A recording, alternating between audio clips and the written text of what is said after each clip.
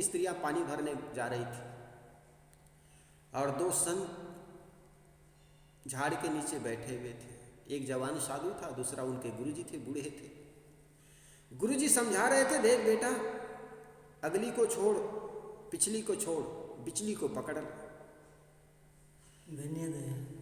कहा जाता है उन संतों की गूढ़ बातों को वो तीनों स्त्री समझ नहीं पाई, लेकिन संतों की बात सभी समझ में थोड़े आती है। संतों के जिज्ञासु ज्ञान की बातें सबको कुछ कोड वर्ड होते हैं, वो समझ में आती नहीं।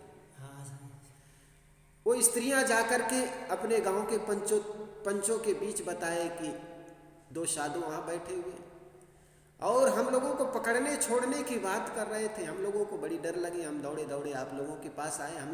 आप लोगों से निवेदन करते हैं कि उन संतों को सजा दीजिए। आप संतों को ऐसे बोलना नहीं चाहिए, अगली को छोड़, पिछली को छोड़, बिचली को पकड़।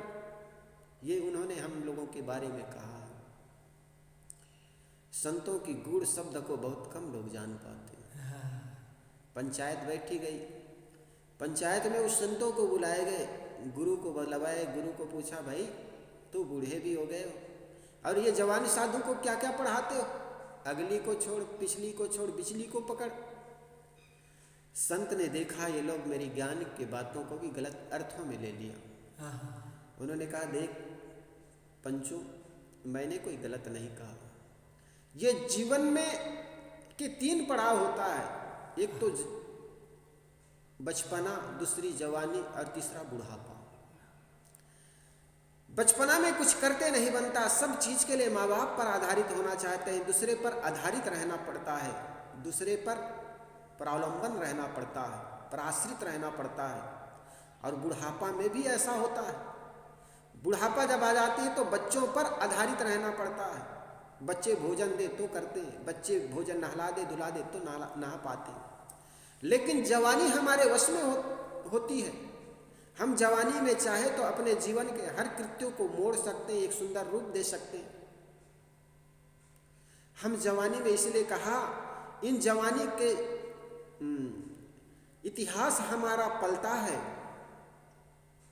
जिस ओर जवानी चलती है उस ओर जमाना चलता है।